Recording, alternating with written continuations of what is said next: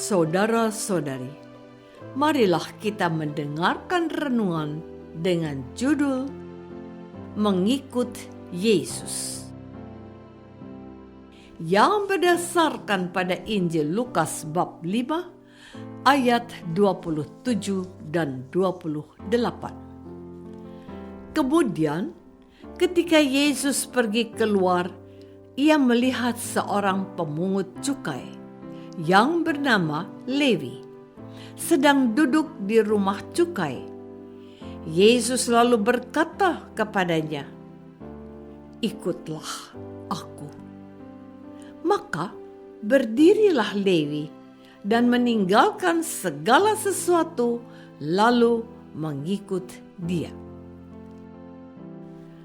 Dalam nama Bapa dan Putra dan Roh Kudus. Amin. Saudara-saudari terkasih dalam nama Tuhan Yesus Kristus. Pada suatu hari, Yesus melihat seorang pemungut cukai yang bernama Lewi sedang duduk di rumah cukai. Yesus lalu berkata kepadanya, "Ikutlah aku." Maka berdirilah Lewi dan meninggalkan segala sesuatu lalu mengikut dia.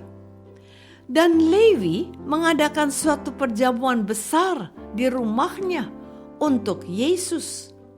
Sejumlah besar pemungut cukai dan orang-orang lain turut makan bersama-sama dengan dia.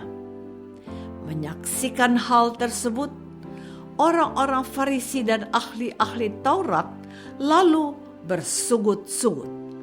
Mereka berkata kepada murid-murid Yesus, "Mengapa kamu makan dan minum bersama-sama dengan pemungut cukai dan orang berdosa?" Yesus mendengar pertanyaan itu. Ia menjawab mereka, "Bukan orang sehat yang memerlukan tabib, tetapi orang sakit. Aku datang bukan untuk memanggil orang benar, tetapi orang berdosa supaya mereka bertobat." Saudara-saudari terkasih, setiap orang merindukan terang kebaikan, termasuk kalangan orang yang dianggap berdosa oleh masyarakat. Meskipun merindukan terang kebaikan, perilaku kita belum tentu langsung dapat mengikutinya. Kita seringkali terikat oleh kebiasaan buruk yang menghalangi kita untuk mengikuti terang kebaikan yang ada. Kita lalu merasa diri kita kurang pantas menerima terang kebaikan dan turut bersyukur atas rahmat terang kebaikan yang sedang dialami oleh orang lain. Pada saat demikian, yaitu pada saat kita bersyukur atas kebaikan yang diterima oleh sesama dan tidak serta-merta merasa diri sendiri juga pantas untuk menerima kebaikan serupa, batin kita sesungguhnya terisi oleh rasa kasih. Kasih yang hadir dalam ruang hati kemudian memanggil kita untuk berbuat kebaikan tanpa halangan. Gerakan kasih tersebut seperti Yesus yang memanggil Lewi, sang pemungut cukai, untuk mengikut dia, dan Lewi pun meninggalkan segala sesuatu untuk mengikut dia. Namun, belum tentu semua orang senang menyaksikan kejadian baik demikian. Saudara-saudari terkasih, orang-orang Farisi dan ahli-ahli Taurat merasa tidak suka melihat ada orang lain yang mengalami lebih banyak kebaikan daripada dirinya. Apalagi orang lain itu adalah orang berdosa. Mereka merasa lebih pantas menerima kebaikan tersebut. Bagaimana sikap Yesus menghadapi mereka yang tinggi hati ini? Yesus paham bahwa mereka menganggap dirinya sendiri lebih baik daripada sesamanya. Yesus tidak menyalahkan dan menolak kondisi batin yang tinggi hati tersebut. Sebaliknya, Yesus menerima dan berbelas kasih juga kepada mereka. Yesus menegaskan bahwa Ia datang bukan untuk memanggil orang benar, melainkan orang berdosa agar mereka bertobat.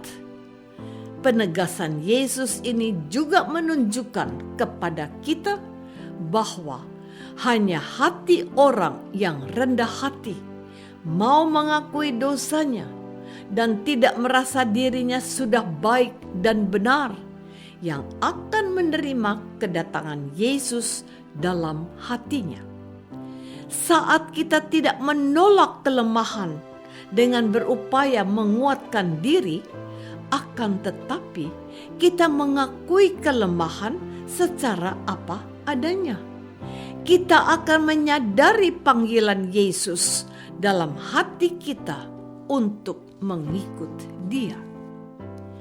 Saudara-saudari terkasih, ada banyak contoh kisah hidup yang menunjukkan hal ini. Di antaranya ialah kisah tentang seorang ibu yang berjuang keras mengubah perilaku kasar terhadap anak balitanya. Ibu setiap hari membentuk kasar anak balitanya yang sulit patuh.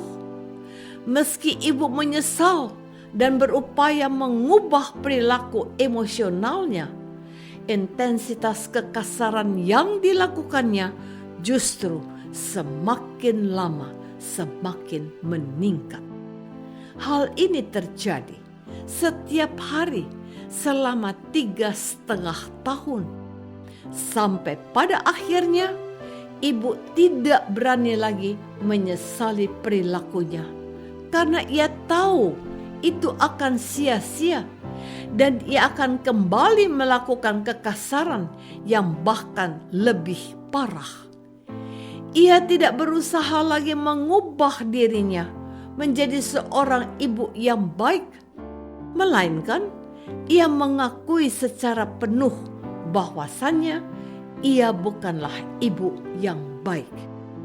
Pada titik itu, ada energi lembut yang menuntun ibu untuk dapat kembali melanjutkan aktivitas harian, dan entah bagaimana kekasarannya berhenti. Bukan orang sehat yang memerlukan tabib, tetapi orang sakit. Aku datang bukan untuk memanggil orang benar, tetapi orang berdosa supaya mereka bertobat. Maukah saya berhenti memerangi kelemahan secara mati-matian?